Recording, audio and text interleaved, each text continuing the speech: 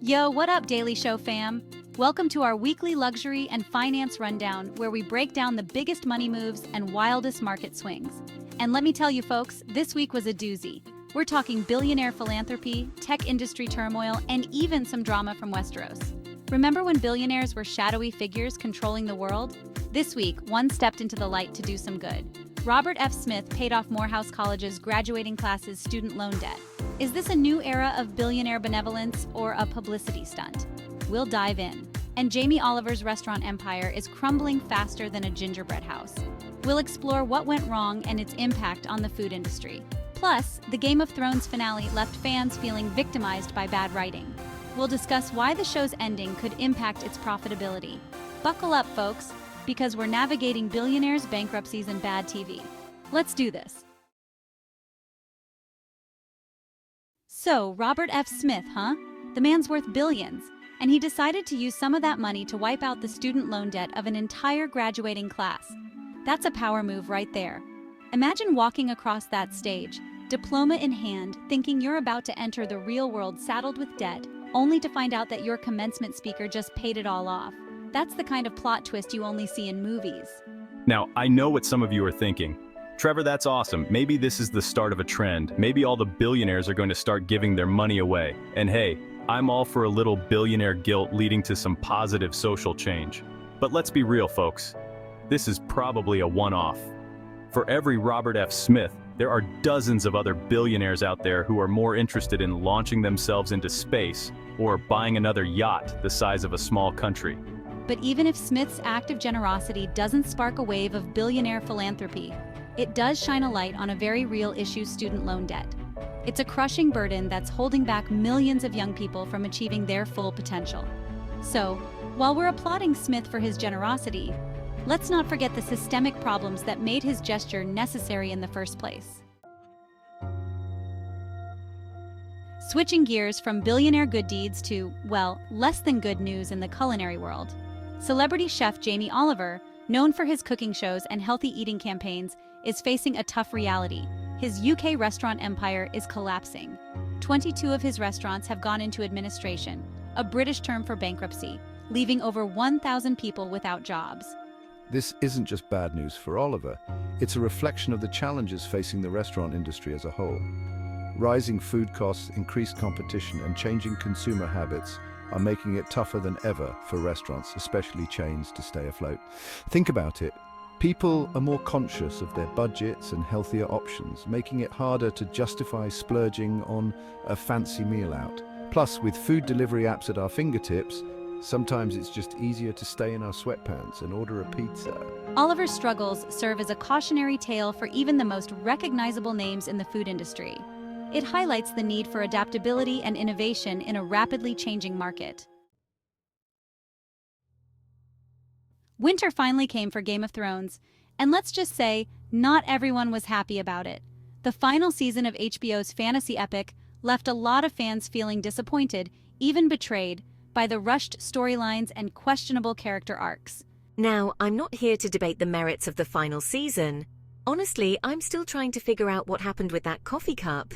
But what I do know is that bad word of mouth can be brutal, especially for a show that was once a global phenomenon. We're talking about a show that spawned countless memes, inspired countless Halloween costumes, and basically shut down the internet every Sunday night. But that kind of cultural dominance can disappear faster than you can say Dracarys if you don't stick the landing. The backlash against the final season could have a ripple effect on the Game of Thrones franchise. It might make people less likely to invest in future spin-offs or merchandise. And in the age of streaming, where competition for our attention is fiercer than ever, a tarnished legacy can be hard to overcome. Section 5. Natura buys Avon, a makeup merger for the ages. Let's move from dragons and direwolves to something a little more glamorous, the world of beauty. Brazilian cosmetics giant Natura Cosméticos, the company behind The Body Shop, just bought Avon in a multi-billion-dollar deal. That's right, folks. Two direct-selling behemoths are joining forces to create a beauty powerhouse. This merger is a big deal in the beauty industry. Avon, known for its door-to-door sales model and iconic lipstick cases, has been struggling in recent years. They've faced competition from online retailers and struggled to connect with younger consumers. Natura, on the other hand, has been killing it with its focus on natural ingredients and sustainable practices. So, can Natura revitalize Avon and bring it into the 21st century? Or will this be a case of two companies with outdated business models trying to survive in a digital world? Only time will tell, but one thing's for sure, the beauty industry just got a whole lot more interesting. We are excited about this merger and believe it will bring significant value to both brands. By combining our strengths, we aim to create a more sustainable and innovative future for beauty. Absolutely, and with Natura's track record, it will be fascinating to see how they transform Avon. Section 6. LVMH raises a glass to Chateau de Galoupet. Speaking of big moves in the world of luxury, let's talk about LVMH, the French conglomerate that owns everything from Louis Vuitton to Moet and Chandon. They just added another jewel to their crown, Chateau de Galoupet, a prestigious rose wine estate in Provence, France. Now you might be thinking, Trevor, why is a company known for handbags and champagne buying a vineyard? Well, my friend, it's all about diversification. LVMH knows that the luxury market is changing. People are looking for experiences, not just products. And what says experience more than sipping a glass of rosé on a sun-drenched vineyard in the south of France? This acquisition is part of a growing trend of luxury brands investing in experiences and high-end hospitality. They're buying hotels, restaurants, and yes, even vineyards to offer their customers a complete lifestyle package. It's a smart move, but it also raises the question, is anything truly out of reach for these luxury giants? Section 7, Huawei ban, a tech Cold War heats up. Now, let's shift gears from the sunny vineyards of France to the high-stakes world of tech. The US government has officially banned American companies from doing business with Huawei, the Chinese tech giant. This is a major escalation in the ongoing trade war between the two countries, and it could have far-reaching consequences for the global tech industry. Huawei is a major player in the smartphone and telecommunications equipment market. They're known for their affordable yet high-quality products, and they've been rapidly gaining ground on companies like Apple and Samsung. But the US government has accused Huawei of being a security threat, claiming that their equipment could be used by the Chinese government for espionage. Huawei denies these allegations, but the damage is done. The ban has thrown the tech world into chaos, forcing companies to scramble to find new suppliers and potentially delaying the rollout of 5G networks worldwide. This situation is a stark reminder that we're living in an interconnected world and that political tensions can have a ripple effect on the global economy.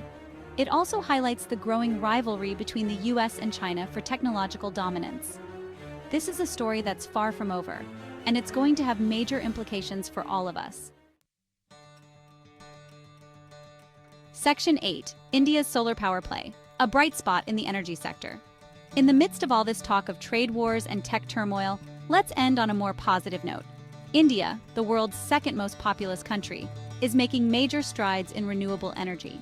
They're investing heavily in solar power, aiming to generate 175 gigawatts of solar energy by 2022. That's enough to power millions of homes, and it's a major step towards combating climate change. India's commitment to solar power is driven by several factors.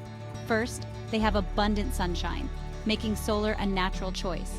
Second, they're facing increasing energy demands as their economy grows. And third, they're feeling the effects of climate change firsthand, from extreme heat waves to devastating floods. India's solar power play is a reminder that there's hope for the future. It shows that even developing countries can play a leading role in the fight against climate change. And it demonstrates that investing in renewable energy is not just good for the planet, it's good for business. Section 9. What we learned this week: the rich get richer, and sometimes they give back. So what have we learned this week, folks? Well, for starters, billionaires are still, billionaires. They're buying vineyards, launching themselves into space, and occasionally, just occasionally, paying off the student loan debt of an entire graduating class. We also learned that the restaurant industry is a tough business, even for celebrity chefs. We explored the high-stakes world of tech, where a trade war between the US and China is threatening to upend the global order. And we saw how India is leading the way in renewable energy, proving that there's still hope for the planet. It's been a wild week, full of ups and downs, triumphs and tragedies. But that's the thing about the world of money and business. It's always changing, always evolving. And that's what makes it so fascinating, and yes, sometimes a little bit terrifying to watch. Section 10. Until next week, keep your eyes on the money and the sun. That's all the time we have for this week's luxury and finance rundown.